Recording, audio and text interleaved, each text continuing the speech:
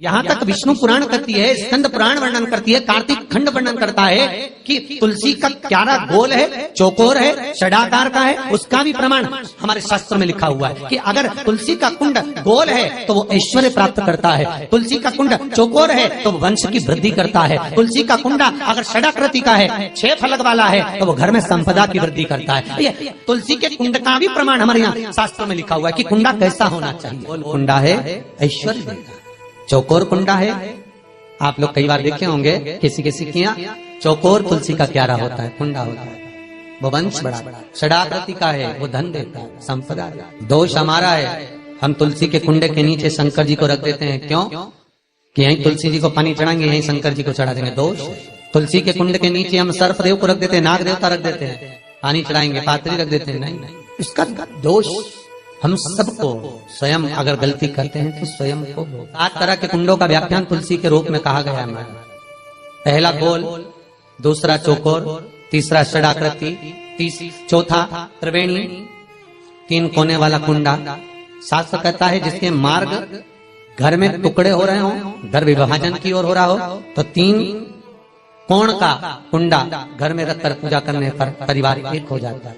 5वां, गार्डन में बिना कुंडे का, बिना कुंड का जो तुलसी का पौधा रोपित होता है, बिना कुंड के एक बगीचा जैसा बो दिया जाता है, तुलसी तुलसी उत्पन्न हो जाती है। महाराज वहां पर संपदा तो रहती है पर चिंता बहुत रहती है, टेंशन बहुत रहती है। क्यों?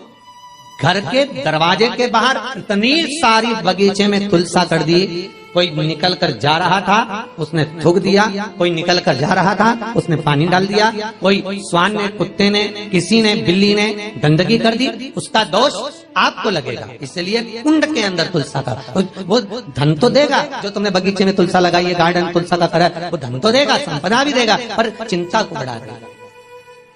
5 मारा। 6, तुलसी के कुंड को 3 धार पर लटका कर रखना। कई जगह पर आपने देखा होगा तुलसी का जो कुंडा होता है उसको 3 जो तार होते हैं, 3 जो चेन होती है, उस पे लटकाया जाता है। महाराज विष्णु पुराण उसका भी व्याख्यान करते हैं। महाराज वहां व्यक्ति के कार्य उन्नति की सीढ़ी की ओर बढ़ जाते हैं। जैसे भोजन की थाली लग गई, भोजन तैयार हो गया, बस खाने बैठे हो और थाली खसक गई, समझ लेना कि तुलसी को अधर पर लटका कर रखा। इसलिए कार्य तो हो रहे हैं, बनने वाले, 4 दिन बाद ये काम होने वाला है, 8 दिन बाद ये काम होने वाला है, लग रहा है कि इसमें इतना फल मिलेगा, लग रहा है इस व्यापार को करेंगे तो इतना फायदा हो जाएगा, सब कुछ करा, लाखों रुपए लगा भी दिए, थाली मालूम पड़े खसक गई, अधर लटका है। 7 क्रम है तुलसी के, ये 6ठा क्रम बताया। तुलसी का 7वां क्रम, तुलसी का 7वां क्रम है। महाराज तुलसी का कुंडा जैसा घर के आंगन में है, तुलसी का कुंड जैसे घर के आंगन में विराज रहा है, ऐसा ही छोटा सा कुंड भगवान के लिए रोपित करें। प्रतिदिन भगवान की सेवा करते समय तुलसी का कुंड सम्मुख रखकर उसकी आराधना करना, फिर उस कुंड को वापिस बाहर ले जाकर रखना, फिर दूसरे दिन पूजन के समय पर कुंड को लाकर रखना। हम तो यहाँ तक कहते हैं विष्णु पुराण गर्ग संहिता कल्याण का तुलसी अंग यहाँ तक वर्णन करता है कि आप पूरे साल ये नहीं कर सकते तो कम से कम कार्तिक के महीने में भगवान के सामने तुलसी का छोटा कुंड, चौकोर वाला, गोल नहीं, चौकोर कुंड लाकर भगवान के सामने रखकर छोटा सा कुंड का पूजन कर भगवान के साथ उस कुंड को वापस बाहर विराजमान करें, फिर कल लेकर आए, फिर विराजमान करें। आप पूरे साल नहीं कर सकते तो 1 महीना, उसका फल 1000 गुना प्राप्त होता है। तो किस चीज के लिए कहा गया कि तुलसी का कुंडा एक बाहर हो, एक घर के अंदर मंदिर के सामने पूजन के लिए रखा जाए, तो कहते हैं उस घर में वैभव, सत्ता, संपदा, लक्ष्मी, समृद्धि, शांति की कभी कमी नहीं, कभी प्राप्ति, सुख की। तो शास्त्र कह रहा है आराधना में आप हाथ की माला, कर की माला ना भी रखें तो घट की माला, तुलसी की माला, रुद्राक्ष की माला आपके कंठ में होगी, तो 21,600 श्वास जो मनुष्य के शरीर से प्रतिदिन निकल रही है, 21,600 श्वास जो मानव के शरीर से प्रतिदिन निकल रही है, उस श्वास के बल पर आपकी घट की जिह्वा से वो मंत्र जाप हो जाएगा, उसका पुण्य आपके खाते में।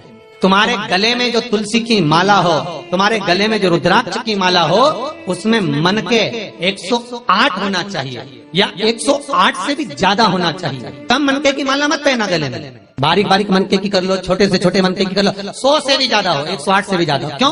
क्योंकि गले में अगर तुलसी की माला होगी, गले में रुद्राक्ष की माला होगी, भले तुम्हारे मुख से नाम ना निकले, भले तुम्हारे हाथ में करमाला ना आए, भले तुम भगवान का नाम जपो ना जपो, भले तुम भगवान को भोग लगाओ ना लगाओ, भले तुम तीर्थ जाओ ना जाओ, पर गले में अगर तुलसी की माला या रुद्राक्ष की माला तुम्हारे गले में है तो चिंता मत करना, तुम्हारी श्वास जितनी निकलेगी, 21,600 श्वास जो मनुष्य के शरीर से प्रतिदिन निकल रही है, वो 21,600 श्वास के मनके का फल तुम्हें रोज का प्राप्त हो जाएगा। बस ध्यान रखना, गले में मनका होना जरूरी है, गले में माला होना जरूरी है, भले रुद्राक्ष का एक मनका हो, भले तुलसी का एक मनका हो, पर गले में हो।